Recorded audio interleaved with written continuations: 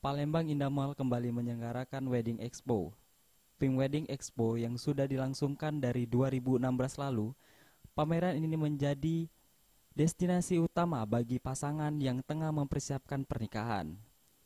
Kegiatan ini menghadirkan 36 stand dengan 46 vendor yang bergerak dalam bisnis usaha pernikahan, mulai dari perencanaan pernikahan, dekorasi, gedung, hotel, gaun, undangan, catering, hingga dokumentasi untuk pernikahan.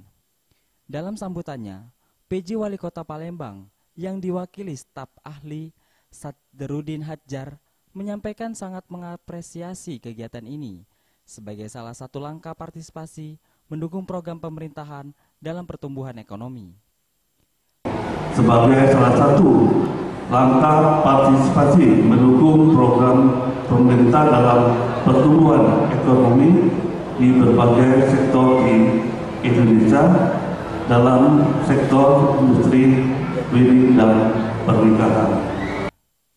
Salah satu vendor dalam pameran ini memberikan diskon untuk pemesanan paket lengkap dan door prize berupa cincin kawin atau voucher bulan madu. Wedding organizer, kami menawarkan promo cashback all-in package itu potongan senilai 5 juta dan juga kita ada promo menarik undian honeymoon 5 hari 4 malam untuk pengantin-pengantin yang beruntung.